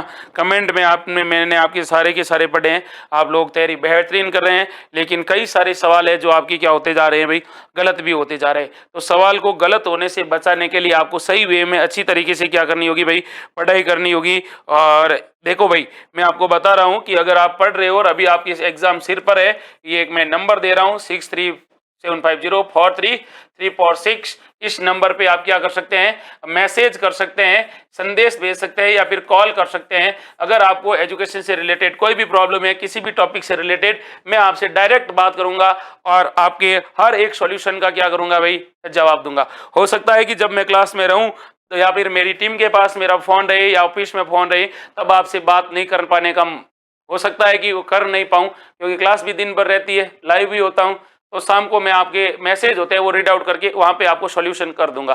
काफी लड़कों के स्टूडेंट आते हैं, स्टूडेंट के फोन आते हैं कि सर क्या जवाब दें क्या नहीं दें, मिल जाएगा। इत्मीनान रखिए, हौसला रखिए, क्योंकि हौसला ही आपको क्या करेगा भाई, आगे लेके जाएगा। हौसले के तरकस में कोशिश का वो तीर जिंदा रख, अगर हार जाए जिंदगी में कुछ भी, फिर से उठने की एक उम्मीद जिंदा रख। अरे हारना क्या है, हार तो होती रहती है, जब लड़ेंगे तो या तो हार होगी या जीत होगी, या तो हमसे ज्यादा पढ़ने वाला जीतेगा या हम नहीं पढ़ेंगे तो हम हारेंगे।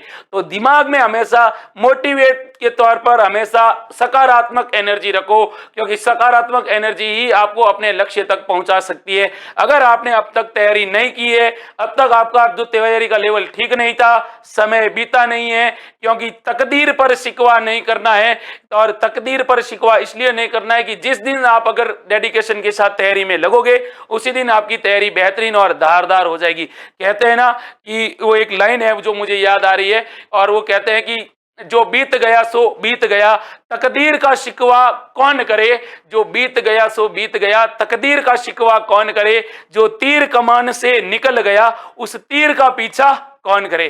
तो आपके पास में तो बाण भी है, तरकश भी है और छोड़ने के लिए तीर भी है। 50 निशाने गलत लगे तो क्या हुआ, इस बार अपनी एकदम विथ डेडिकेशन वाली स्टडी के माध्यम से अपने आप को स्वतंत्र जो सफलता के पथ पर ले जाइए। अपने माता पिता और अपने गुरुजनों का नाम रोशन करिए। मिलूंगा कल फिर मैं आपको 8 बजे वाली क्लास में। तब तक के लिए आप सबको जय हिंद, जय भारत।